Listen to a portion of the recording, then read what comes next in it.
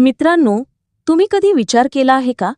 जर तुम्ही फक्त 10 मिनिटे उशिरा जागे झालात, तर कदाचित आयुष्यातील सर्वात मोठी संधी तुमच्या हातातून निसटू शकते.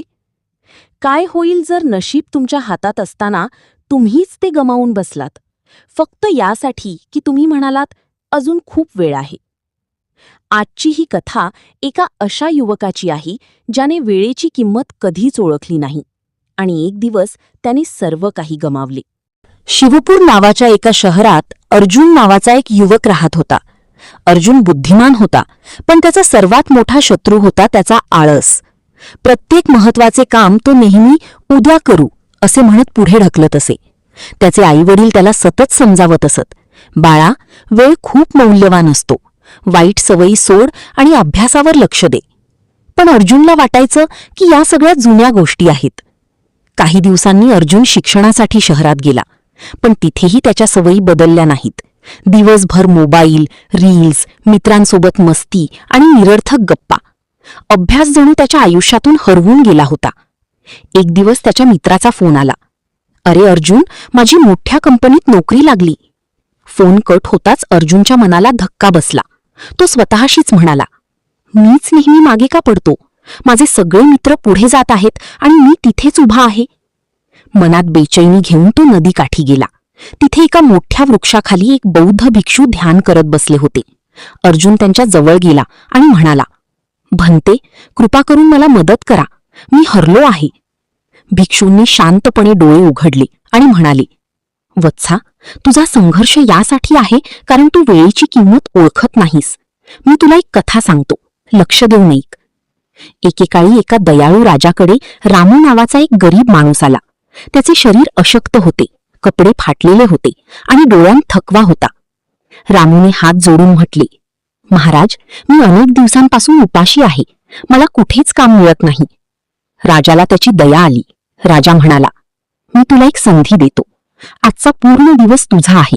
सूर्यास्त होण्यापूर्वी माझ्या महालातून जितकं सोनं उचलशील ते सगळं तुझं होईल, पण सूर्य मावळताच महालाचे दरवाजे कायमचे बंद होतील. रामूच्या डोळ्यात आनंद चमकला. त्याने राजाचे पाय धरले आणि म्हणाला, महाराज, तुम्ही महान आहात. तो आनंदाने धावत घरी गेला. वाटेत त्याच्या मनात फक्त सोन्याचे स्वप्न होते. त्याला वाटत होतं की आता त्याचे आयुष्य बदलणार आहे. घरी पोहोचल्यावर तो पत्नीला ओरडून म्हणाला, ऐक, आज आपलं नशीब बदलणार आहे. त्याने संपूर्ण गोष्ट सांगितली. पत्नी लगेच म्हणाली, मग अजून इथे का थांबलात? लवकर महालात जा, वेळ वाया घालवू नका. रामू म्हणाला, खूप भूक लागलीये, आधी जेवतो मग जातो. पत्नी आश्चर्याने म्हणाली, अहो, इतकी मोठी संधी समोर आहे आणि तुम्हाला अजूनही भुकेची चिंता आहे? रामू हसत म्हणाला, अगं, उपाशी पोटी काम कसं होणार? आधी थोडी ताकद घेऊ दे. पत्नीने पटकन जेवण वाढलं, पण रामू निवांतपणे जेवू लागला. जणू वेळेची काहीच घाई नव्हती. प्रत्येक घास तो आरामात खात होता. जेवण झाल्यावर तो म्हणाला, आता खूप थकलोय, थोडी झोप काढतो आणि मग जातो. पत्नी घाबरून म्हणाली, काय, आता झोपणार? रामू म्हणाला, फक्त अर्धा तास, अजून पूर्ण दिवस बाकी आहे. तो झोपला, पण अर्धा तास 2 तासात बदलला. जेव्हा त्याला जाग आली तेव्हा बराच वेळ निघून गेला होता. तो घाबरला आणि धावत महालाकडे निघाला. पण वाटेत प्रचंड ऊन होतं. थोडं पुढे गेल्यावर त्याला एक मोठं झाड दिसलं. तो मनात म्हणाला, थोडा वेळ सावलीत बसतो, मग लगेच निघेन. तो झाडाखाली बसला आणि थंड वाऱ्यात त्याला पुन्हा झोप लागली. यावेळी झोप आणखी गाढ होती. 4 तास निघून गेले. जेव्हा तो जागा झाला तेव्हा आकाशाचा रंग बदलला होता. सूर्य मावळतीकडे झुकला होता. आता त्याच्या मनात खरी भीती निर्माण झाली. तो घामाने भिजलेला महालाकडे धावू लागला. मनात सतत एकच विचार चालू होता, मी इतका वेळ का वाया घालवला? जर मी वेळेत निघालो असतो तर माझं आयुष्य बदललं असतं. तो धावत धावत महालाजवळ पोहोचला, पण तेवढ्यात सूर्यास्त झाला आणि सैनिकांनी महालाचे दरवाजे बंद केले. रामू ओरडला, थांबा, मी आलोय, मला एक संधी द्या.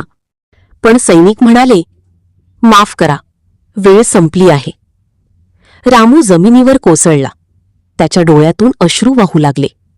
त्याला समजलं की त्यानं स्वतःच्या आळसामुळे आयुष्यातली सर्वात मोठी संधी गमावली होती. भिक्षूंनी कथा संपवली आणि अर्जुनकडे पाहिलं. अर्जुन पूर्ण शांत झाला होता. त्याला स्वतःची चूक समजली होती.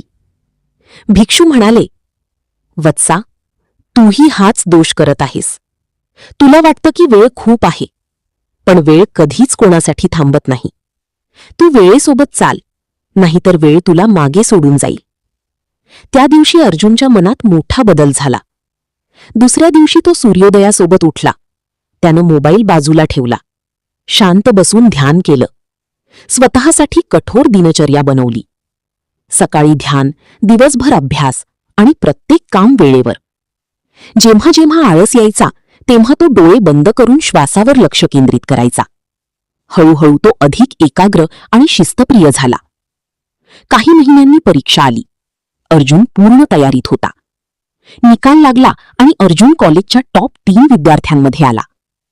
जे लोक त्याला अपयशी म्हणायचे तेच आता त्याच्याकडून सल्ला घेऊ लागले. एक दिवस तो पुन्हा त्या वृक्षाजवळ गेला, पण तिथे भिक्षू नव्हते.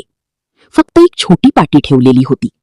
त्यावर लिहिलं होतं, ज्यानं वेळेवर प्रभुत्व मिळवलं त्याला आता गुरुची गरज राहत नाही. अर्जुन हसला. त्याला समजलं होतं की तो आता खऱ्या अर्थानं जागा झाला आहे. नंतर त्यानं कॉलेजमध्ये वेळी साधना नावाचा एक गट सुरू केला. विद्यार्थी तिथे येऊ लागले, ध्यान करू लागले, अर्जुनच्या अनुभवातून शिकू लागले. काही वर्षांनी अर्जुनने वर्तमान यात्रा नावाची संस्था सुरू केली. आता तो स्वतः इतरांसाठी प्रेरणेचा दीप बनला होता. एका सेमिनारमध्ये त्याला विचारलं गेलं, तुमच्या यशाचं रहस्य काय आहे? अर्जुन शांतपणे म्हणाला, वर्तमान क्षण, कारण सगळं काही याच क्षणात शक्य असतं. वेळ श्रीमंत आणि गरीब दोघांनाही सारखाच मिळतो. फरक फक्त इतकाच असतो की कोण त्याचा योग्य उपयोग करतो आणि कोण तो वाया घालवतो. जर तुम्ही आज काम पुढे ढकलत असाल तर लक्षात ठेवा, उद्याचा दरवाजा कायम उघडा राहीलच असं नाही. जो प्रत्येक सकाळी उठून स्वतःला सांगतो की आजचा दिवस माझं आयुष्य बदलू शकतो, तोच खऱ्या अर्थाने जिंकतो. म्हणून उठा, जागी व्हा आणि वेळेची किंमत ओळखा, कारण आजचा वेळच उद्या तुमचं भविष्य घडवणार.